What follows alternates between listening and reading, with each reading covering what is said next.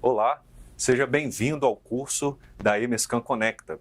E nesse primeiro momento eu vou fazer uma apresentação breve sobre a minha formação acadêmica e também sobre a minha experiência profissional. Sou bacharel em enfermagem, me formei em 2009 pela EMESCAN, sou sangue verde com muito orgulho, sou especialista em unidade de terapia intensiva e especialista também em enfermagem do trabalho. Fiz o curso de classificação de risco pela Sociedade Brasileira de Classificação de Risco em 2008. Fiz o tutor de suporte básico e avançado de vida pelo Hospital Alemão Oswaldo Cruz, em São Paulo. O suporte avançado de vida em cardiologia pela equipe de Vitória. O suporte avançado de vida em pediatria pela equipe do Paraná. E o suporte avançado de vida em materiais perigosos em São Paulo também. Bom, minha experiência profissional, breve assim, trabalhei no pronto-socorro do Vitória Parte Hospital, atuei na motolância do SAMU por um período de aproximadamente 4 anos, e aí eu tinha uma parceria com o Núcleo de Educação Permanente do Serviço, então eu também atuava no Núcleo de Educação. Trabalhei na unidade coronariana do Hospital Meridional e atualmente eu trabalho no pronto-socorro do Hospital Santa Rita, na UTI do Hospital Estadual Central, sou professor de pós-graduação da EMESCAN, na pós de UTI, na pós de urgência e emergência. Também sou professor de pós-graduação de urgência e emergência na Faculdade Vale do Cricari, em São Mateus. E sou professor do socorrista profissional e da urgência e emergência do ETESES.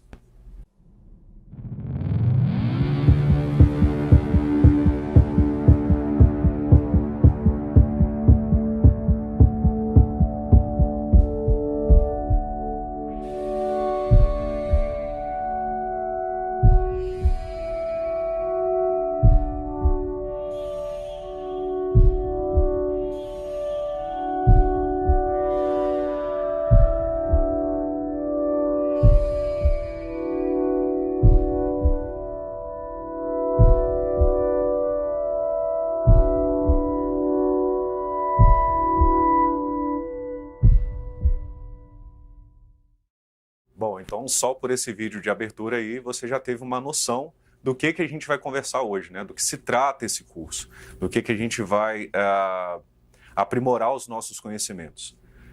Então, como eu me apresentei, meu nome é Olegário, eu sou professor, e hoje a gente vai falar sobre reanimação cardiopulmonar.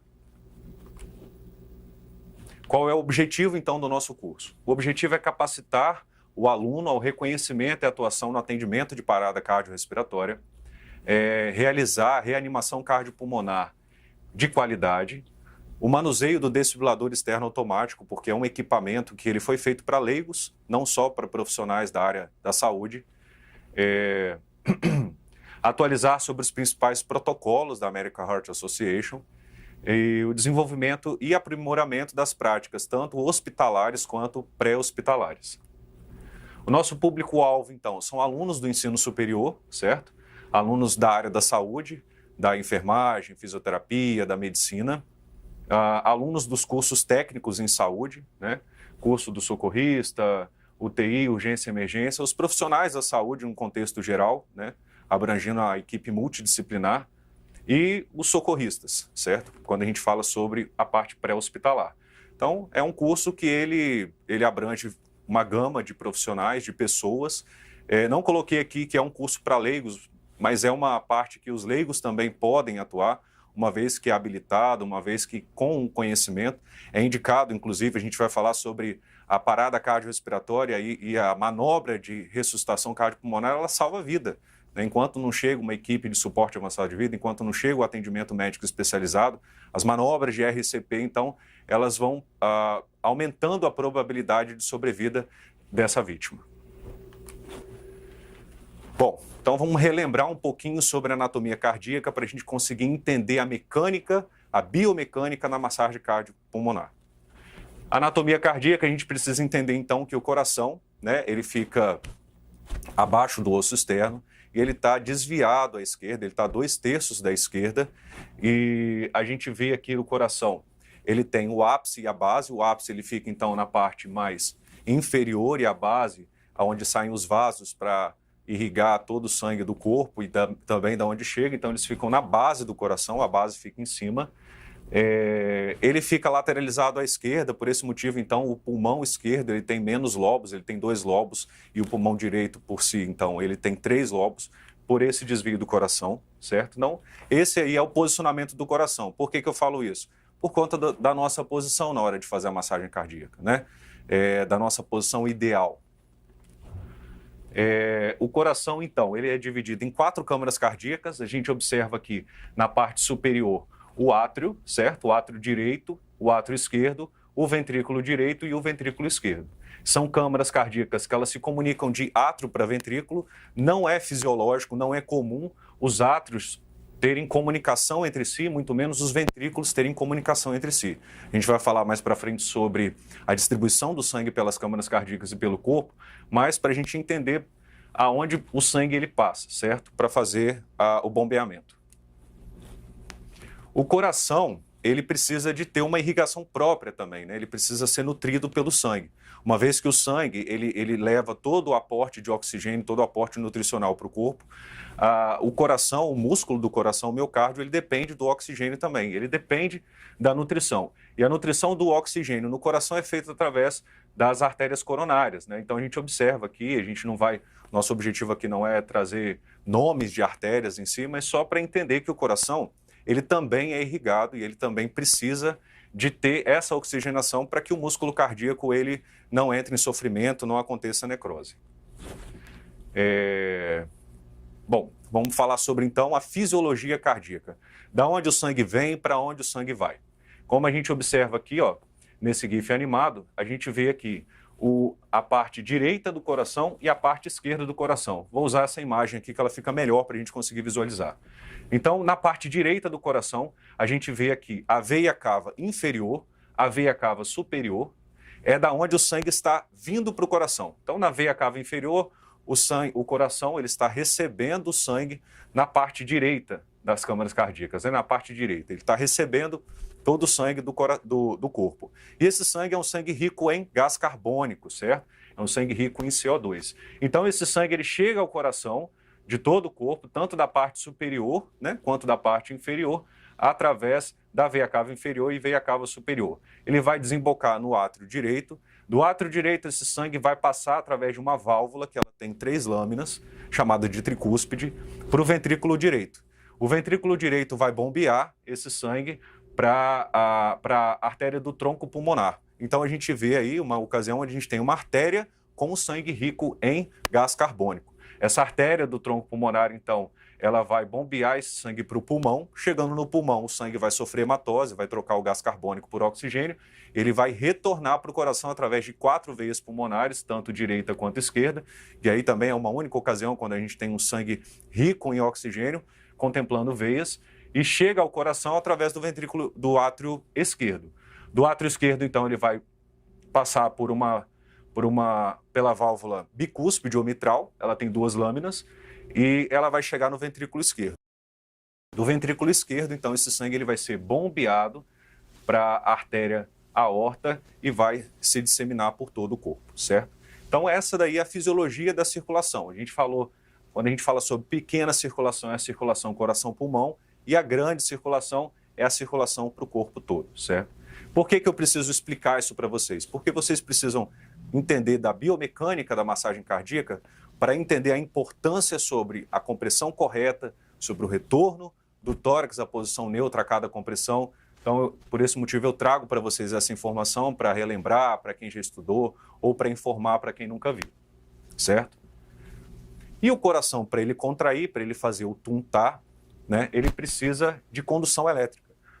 Ele precisa de condução elétrica. Essa condução elétrica, ela se dá, né, do átrio para o ventrículo. É da onde tem a descarga elétrica para o coração poder contrair. E ela conta aqui com o nódulo sinusal, o átrio ventricular, o feixe de His, certo? O ramo esquerdo do feixe, as fibras de Purkinje, que vão disseminar essa descarga elétrica para o coração. É como se fosse uns fios do coração que disseminam a condução elétrica. O coração, então, além de ter a contratilidade própria, através de canais de cálcio, repolarização, enfim, não é o objetivo da nossa aula também, ele tem a contração estimulada pelo sistema nervoso simpático, que desemboca direto aqui no nódo sinusal, fazendo então aqui a contração cardíaca, o tuntar, né? O tuntar referente às bulhas cardíacas, referente ao bombeamento do sangue. Trago essa informação para vocês porque a gente vai falar sobre ritmos chocáveis, né? No suporte básico de vida, o desfibrilador externo automático não nos permite que identifiquemos a nível de monitorização ou que tenha a necessidade que diferenciamos o ritmo, se chocável ou não. Ele mesmo faz a leitura. Mas é interessante a gente entender, enquanto profissional da saúde, essa eletrocondução cardíaca para entender sobre os tipos de ritmos chocáveis que a gente vai falar mais à frente. Então, quando a gente fala sobre a contração cardíaca, a gente vê aquela onda bonita do eletrocardiograma, que o pessoal gosta muito de fazer tatuagem, fica bem bonito mesmo. Então a gente observa aqui que a onda P, que é a primeira onda que vocês estão vendo aqui, essa onda ela é referente a quê? Ela é referente à contração do átrio, né? É uma onda pequena. A evidência dela no eletrocardiograma ela é pequena porque a estimulação do átrio ela não é tão forte, não precisa ser tão forte, porque o bombeamento do átrio para o ventrículo tem menos pressão, menos resistência, porque ele praticamente ele cai, digamos assim, né? E aí quando a gente vê o QRS, que é referente à contração ventricular, onde o sangue ele vai ser ejetado tanto para o pulmão quanto para o coração, e aí principalmente a nível de ventrículo esquerdo, como a gente já falou sobre a divisão das câmaras cardíacas, né? O ventrículo esquerdo ele é mais hipertrofiado, o miocárdio ele é mais forte nessa região, porque ele vai bombear o sangue para o corpo todo. E aí, onde a gente observa no eletrocardiograma, o QRS, que ele aparece bem evidente, com essa onda mais apiculada, né? E aí, quando a gente fala sobre a repolarização ventricular, ou seja, aqui ele vai despolarizar e aqui ele vai repolarizar, ele vai reorganizar a condução elétrica dele, a gente vê a onda T no final do eletrocardiograma. Então, basicamente, é isso daqui sobre o eletrocardiograma. Também não vamos aprofundar em leitura do eletro, a gente só quer mesmo entender o que corresponde a cada onda. E aí é importante, né, a gente saber reconhecer a parada cardíaca, certo? Existem algumas situações como hipoglicemia ou às vezes a convulsão, né, aquele estágio de o pós-ictal, quando a pessoa convulsiona e ela fica apagada depois. É importante a gente saber diferenciar essas anormalidades da parada cardíaca, certo? E aí eu trago para vocês aqui essa imagem, essa primeira imagem aqui da pessoa com o coração, com a mão em direção ao coração, que é chamada de sinal de Levine. O sinal de Levine ele fala a favor de uma dor constrictiva, de uma dor do coração, um coração que dói, falando a favor do infarto mesmo, né? E quando ele é fulminante, a pessoa ela bota a mão no peito e depois ela tem uma síncope, depois ela desmaia por conta mesmo do infarto. E aqui a gente observa nessa outra imagem essa senhora caída, né? Possivelmente ela pode estar em parada cardíaca, pode não estar. Então, eventualmente, a gente precisa saber reconhecer a parada cardíaca. A gente precisa saber o que eu preciso verificar, o que eu preciso checar na vítima para ter certeza que ela está parada.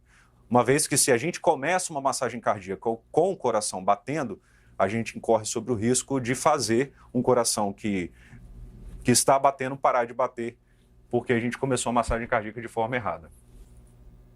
Bom, então, como a gente está conversando, é importante a gente saber reconhecer uma parada cardiorrespiratória. Existem situações onde a gente tem uma parada cardíaca e uma parada respiratória, que a gente chama de parada cardiorrespiratória. Porém, existe possibilidade de ter uma parada respiratória e não ter uma parada cardíaca? Ou tem como ter uma parada cardíaca e não ter uma parada respiratória? Pensem vocês, um coração, ele bombeia enquanto o pulmão não funciona. Isso pode acontecer? O que vocês acham? E pode acontecer do pulmão ventilar e o coração está parado? Pensa aí. Bom, galera, se o coração bate, existe vida. Se o coração para de bater, a vida ela foi interrompida. Então, se porventura você está perto de alguém que o coração, você checou o pulso, não tem pulso, mas a pessoa tem ventilação, ela está respirando, você corre porque não é coisa de Deus, não é desse mundo. Brincadeiras à parte, mas só para exemplificar que a gente tem a parada respiratória isolada, certo? Eu posso ter um coração batendo, mas a pessoa pode ter parada respiratória. E aí o que a gente vai fazer na parada só respiratória? A gente vai só ventilar. só fazer ventilação positiva, certo? Suporte básico e suporte avançado de vida. Então aqui vou trazer uma situação excepcional, uma terceira situação, né? Aquele socorrista leigo, aquela pessoa que está andando no shopping, de repente se depara com uma segunda pessoa que tem uma síncope, ela desmaia.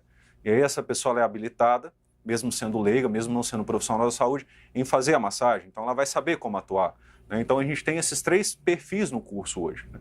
Sobre suporte básico, suporte avançado e também o leigo. E aí falando sobre sinais e sintomas da parada cardiorrespiratória, como reconhecer a parada cardiorrespiratória. Obviamente a pessoa em parada cardiorrespiratória, o coração não bate, o pulmão não ventila, ela vai estar o quê? Inconsciente, certo? Você vai chamar pela pessoa e ela não vai te responder. A característica da pele é uma pele fria, pálida, ela pode estar com a pele mais arroxeada, cianótica, certo? A ausência de pulso, e aí qual é o pulso de escolha? Onde que eu vou verificar pulso? Seria o pulso radial, aquele pulso do punho, a escolha para verificar se uma pessoa tem o batimento cardíaco ou não? Obviamente que não, né? O nosso pulso de escolha são pulsos que a gente chama de pulso central. Tanto o pulso carotídeo quanto o pulso femoral. São os pulsos de escolha para a parada cardiorrespiratória. Eventualmente, se a pessoa tem uma tumoração cervical ou por algum motivo você não consegue checar o pulso carotídeo, o segundo pulso de escolha passa a ser o pulso inguinal, então o pulso femoral.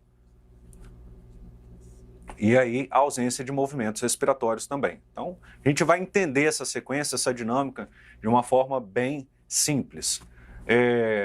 E aí vai a pergunta, certo? Qual é o objetivo da reanimação cardiopulmonar? Por quê? O que acontece, certo? Muitas vezes você pode pensar que o objetivo da massagem cardíaca seja fazer o coração voltar a bater.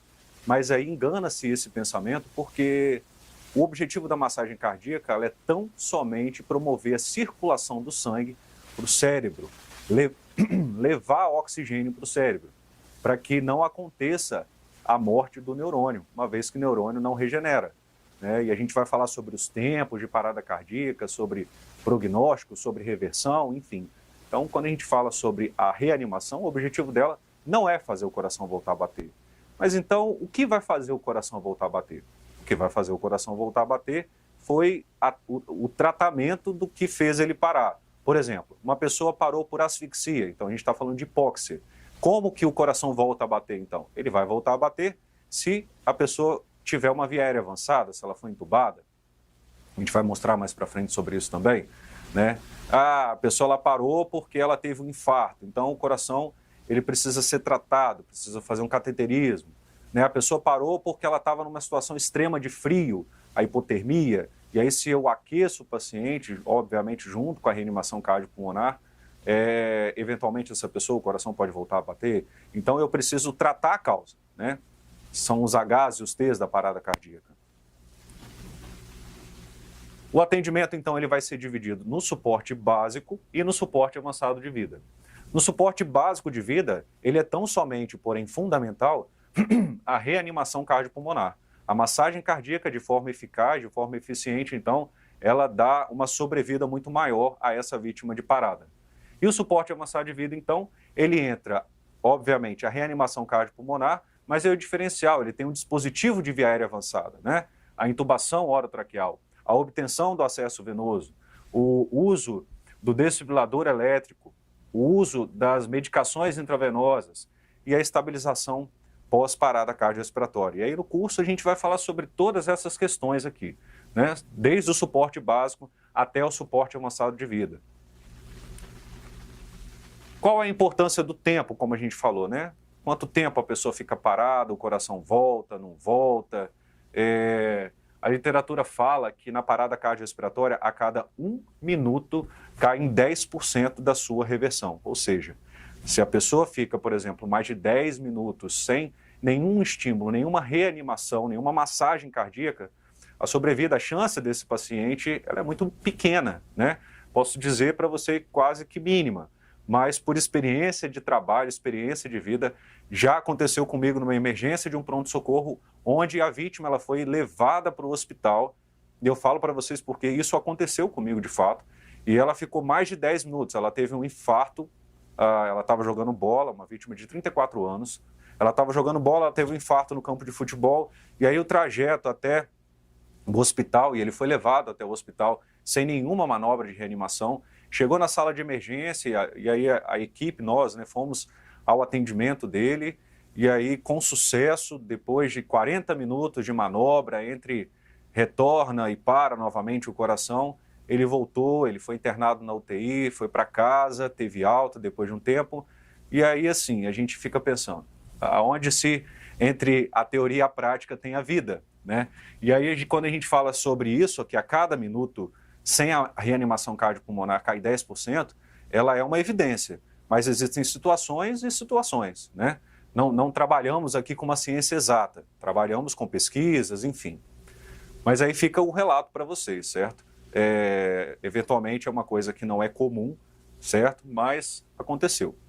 Após 10 minutos, então, sem nenhuma manobra, o sucesso é improvável, como eu falei. Com as manobras eficientes, prolonga-se o tempo.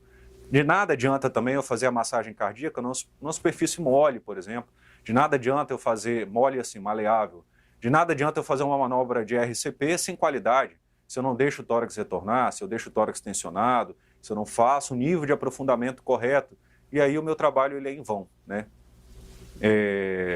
E aí com os estudos, né, os guidelines, que a gente vai falar um pouco sobre eles também, eles vieram atualizando e tal, ele identificou que o choque ele é tão prioridade quanto a massagem cardíaca. Obviamente, a literatura fala que nada pode atrasar, interromper, enfim, a massagem cardíaca de fato é o ouro do sucesso no paciente em parada. Mas fala também da importância do choque, né? E aí se o paciente ele é chocado no primeiro minuto, a chance dele também, ela tem uma chance de sobrevida de 40% a 70%, certo? Então o choque aí ele passa a ser tão fundamental quanto. Como eu falei com vocês, né, a gente atua na área da saúde com reanimação cardiopulmonar pelas diretrizes internacionais. E aí da onde vêm esses estudos?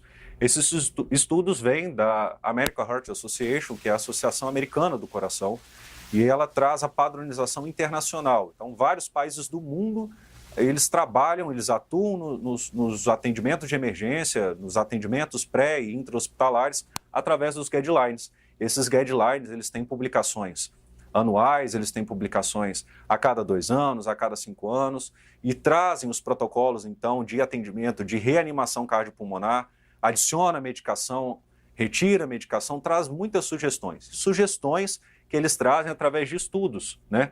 Estudos da Liga Internacional do Comitê de Massagem Cardíaca e o COR, que ela reúne vários profissionais do mundo inteiro, e esses profissionais eles têm reuniões por 2 vezes no ano, uma sempre sediada nos Estados Unidos e a outra num país que eles definem.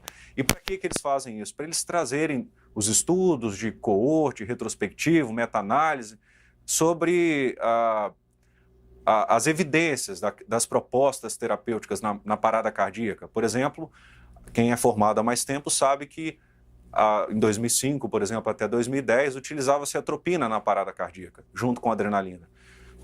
Até pouco tempo atrás, vasopressina era indicada na parada cardíaca como opção de escolha entre um ciclo e outro com adrenalina. Então, as sugestões elas vêm acontecendo e a gente vê os benefícios disso nas sobrevidas dos pacientes.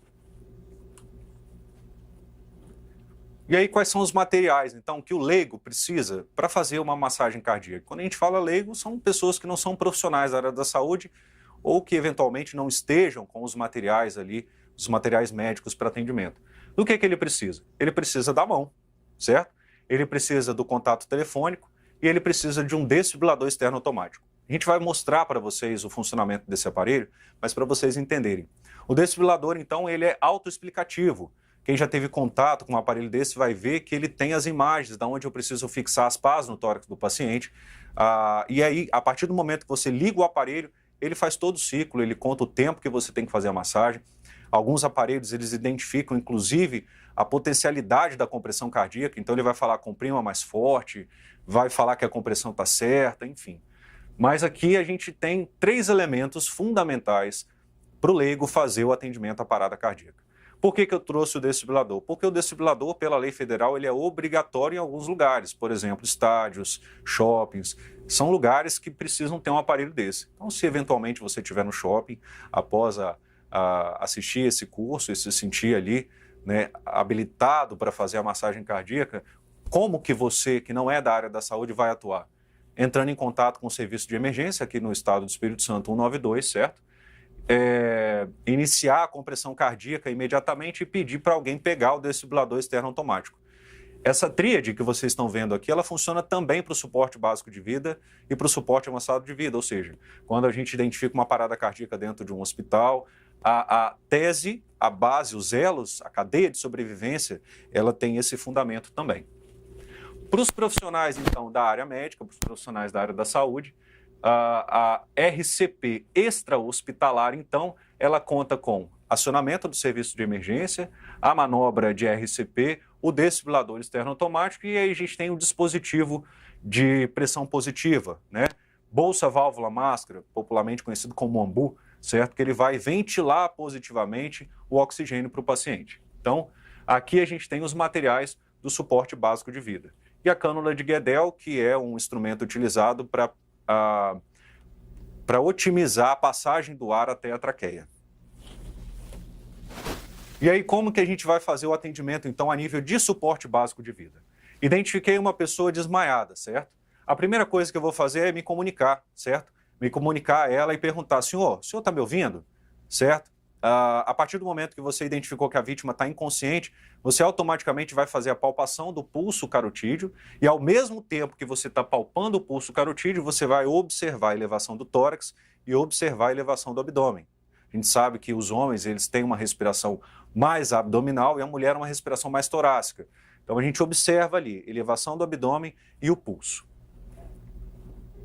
E aí quanto tempo, vou tirar a colinha aqui, quanto tempo vocês acham que a gente precisa checar o pulso? Porque também não é só, beleza, quanto tempo?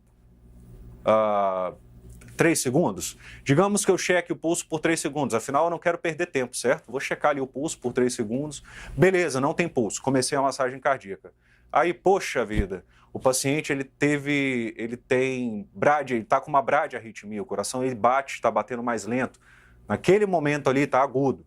Ou o paciente ele faz uso de algum beta-bloqueador, propanolol, metropolol, já faz uso, ele é um paciente cardíaco, e aí na hora a frequência cardíaca dele já é mais espaçada, como a gente viu naquele slide sobre QRS, aquelas ondas são mais espaçadas, o batimento é mais espaçado, e aí você ficou só 3 segundos e o batimento dele é mais lento mesmo, e aí você provocou uma parada cardíaca num coração que batia. Então o tempo ideal é de 5 segundos no mínimo a 10 segundos no mínimo. Então eu vou chamar pela pessoa, ao mesmo tempo eu vou fazer a palpação do pulso, certo? Tentem localizar a traqueia, fica exatamente ao lado da traqueia, o pulso carotídeo, e aí de 5 a 10 segundos, já observando a elevação do tórax, não tem pulso e não respira, aí sim eu já vou iniciar o meu C, né? A minha compressão torácica. Então tudo isso daqui a gente falou, de checar a responsividade, de checar a respiração, de chamar por ajuda. Então identifiquei a parada, eu preciso de alguém, preciso que alguém entre em contato com o serviço médico de emergência, eu preciso que alguém pegue o desfibrilador imediatamente para mim. No ar, então, a gente vai abrir as vias aéreas, a gente vai mostrar em vídeos para vocês também a importância de abrir a via aérea para o ar passar para o pulmão, porque se a cabeça ela fica fletida, então ao invés de ir para o pulmão, o ar ele vai para o estômago. E aí, se a gente lembrar da mecânica respiratória, um estômago extremamente cheio de ar, ele pode dificultar a movimentação respiratória, porque quando a gente enche o nosso peito de ar, a tendência diafragmática é o quê? É baixar para aumentar a complacência pulmonar. E aí, se ao invés disso eu estou mandando o ar para o pulmão, eu mando para o estômago, eu tenho um abdômen distendido e tenho comprometimento ventilatório ainda aumentado, salvo da parada respiratória. Então, isso só vai complicar o meu atendimento. Por isso que é indicado o quê? A abertura de vias aéreas. O B de boa ventilação, certo? Eu vou fazer 2 ventilações. Então, a gente vai falar isso mais vezes, mas vou repetir para vocês. A gente faz 30 compressões no paciente adulto ali e o ciclo de 2 ventilações. Quanto tempo que vai ter essa ventilação? 1 segundo. 1 segundo não é 1 segundo que eu vou ventilar 1, 2. Eu vou ventilar um 2, só que eu tenho que ter o tempo de 1 segundo no ambu para que eu não faça muito rápido e aí, eventualmente, o ar vai parar no estômago. E aí o D de desfibrilação.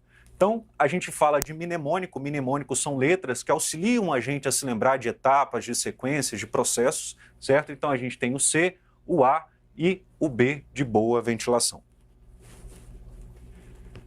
Trago para vocês aqui a cadeia de sobrevivência, né, os elos de ligação, que são figuras ilustrativas, como placas de sinalização, por exemplo, que servem para poder atentar os profissionais da área da saúde às etapas, às sequências que precisam ser seguidas, quando eu tenho parada cardiorrespiratória intra-hospitalar e parada cardiorrespiratória extra-hospitalar.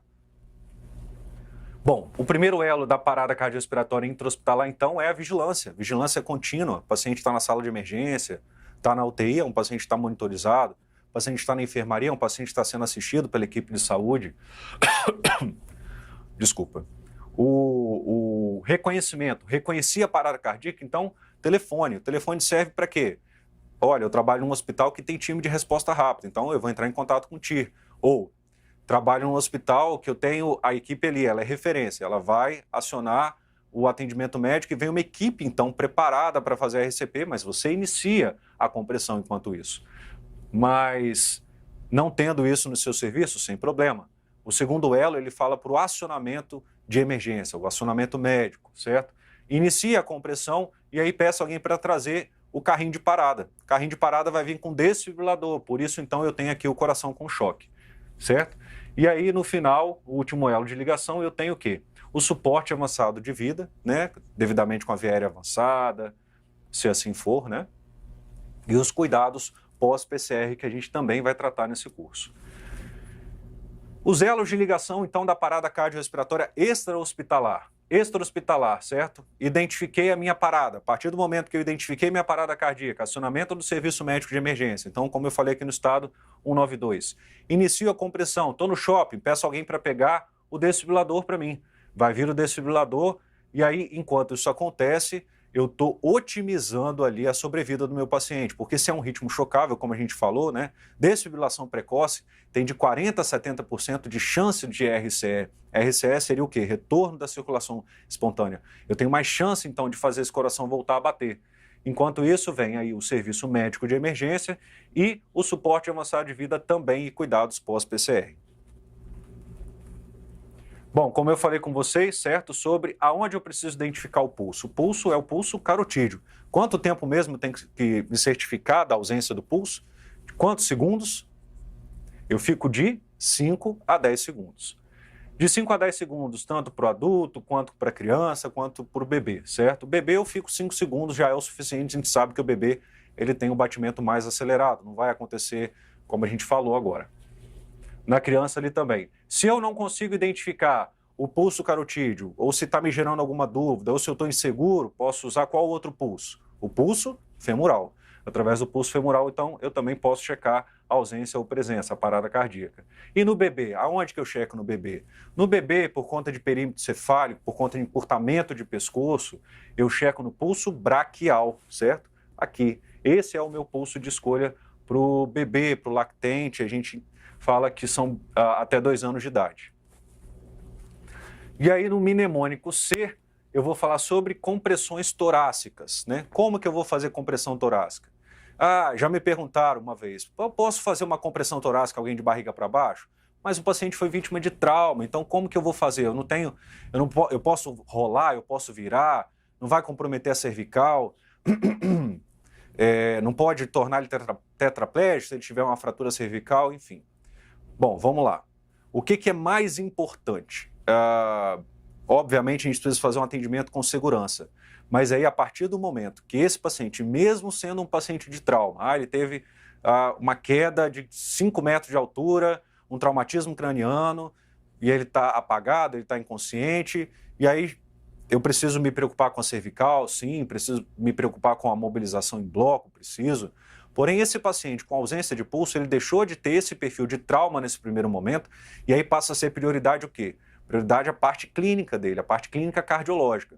Então, eu não tenho mais que fazer ABCDE. O ABCDE, ele existe ainda para o paciente de trauma, certo? A partir do momento que o paciente ele tem ausência, ele não tem pulso, eu inicio imediatamente as compressões. A literatura fala que nada pode atrasar ou interromper. E a posição da vítima para fazer a massagem cardíaca é a posição dorsal, né? Idealmente que essa vítima esteja sobre uma superfície rígida, para não acontecer de quando eu fizer a compressão, ter aprofundamento de colchão de maca, enfim, precisa ser numa superfície rígida. Isso também vai otimizar que o tórax volte à posição neutra. Qual é a posição do socorrista? A gente vai ter imagens, vai ter vídeos mais à frente falando sobre isso. Mas é o quê? São os braços esticados, uma mão sobre a outra. É importante a gente entender que a nossa força, você vai imprimir força sobre o tórax da vítima, não com o seu braço, e sim com todo o seu tronco. É o seu tronco que vai descer. Por que isso? Porque essa biomecânica de fazer RCP com o seu braço, com o passar do tempo, imagine vocês fazer uma massagem cardíaca num período de 40 minutos. Já aconteceu de eu ficar em parada cardíaca por 1 hora e meia? Então imagine vocês ficar todo esse tempo fazendo de forma errada.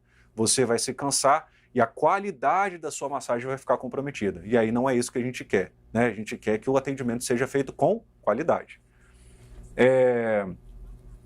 As compressões elas devem ser rápidas, rítmicas e fortes. E aí, como eu falei para vocês sobre guideline, o guideline ele veio mudando com o passar do tempo, né? O guideline é aquela referência internacional que orienta os profissionais da área da saúde. Então, inicialmente, quando a gente fala do guideline de 2005 a 2010, a gente falava o quê? Você tem que fazer até 100 compressões. E aí, até 100 compressões por minuto, as pessoas acabavam fazendo menos compressões do que o ideal para a vítima. Então, 2005 para 2010, 2010 para 2015, ele falou assim, olha, no mínimo 100 compressões. Aí o pessoal caía matando nas compressões, vamos fazer compressão, e aí 120, 130, 140, né, os mais afoitos aí para fazer massagem cardíaca, e aí também o paciente não se beneficiava com isso. Por quê? Porque a massagem cardíaca ela precisa de ter um tempo certo e ideal para que a circulação chegue ao cérebro. Então, entendeu-se do guideline, então, da última publicação do guideline de 2015, que eu preciso fazer no mínimo 100, no máximo 120 compressões por minuto, para que eu de fato tenha eficiência no meu atendimento. E aí o nível do aprofundamento mantém-se, né? 5 não podendo ultrapassar 6 centímetros. E aí eu vou mostrar para vocês sobre essa mecânica para ficar mais fácil o entendimento. Como eu falei para vocês, a realização são 30 compressões para 2 ventilações. A figura ela ilustra, então, como que eu tenho que aprofundar. A força que eu vou imprimir sobre o paciente, então, ela não está no meu braço, ela está no meu tronco. O meu braço, então, ele tem que ser esticado e eu tenho que usar qual parte da mão? A parte hipotenar da mão, chamada também de calcanhar da mão, e não a palma. A palma pode escorregar, não é o ideal. O ideal é que eu use o calcanhar da mão, com uma mão sobre a outra, certo? E aí o aprofundamento, então, é de 5 a 6 centímetros. E outra coisa fundamental é, aprofundei o tórax, importante que ele retorne à posição neutra depois. Bom, então a posição aqui no tórax do paciente, a posição das mãos, elas devem ficar sobre a região inferior do externo. Então eu localizo o osso externo, como a gente viu nos slides anteriores da vítima, certo? Tudo bem, posso localizar o apêndice xifoide, 2 dedos acima, tranquilo. Mas é sobre o externo, é em cima do externo, com a parte do calcanhar da mão. Como a gente falou, né? Essa aqui é a parte que eu vou comprimir sobre o tórax do paciente. E aí as compressões elas não devem ultrapassar 6 centímetros, certo? É o máximo de profundidade que eu devo fazer sobre o tórax. E é importante o quê? Retorno do tórax após cada compressão.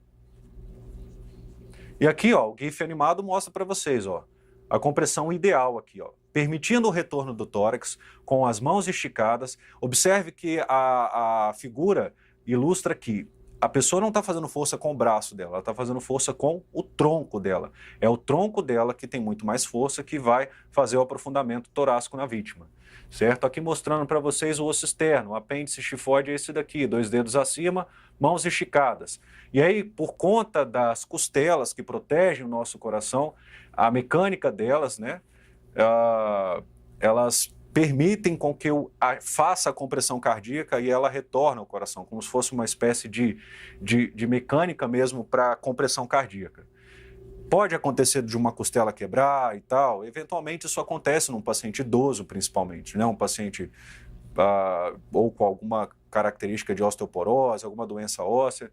É comum acontecer a fratura de costela.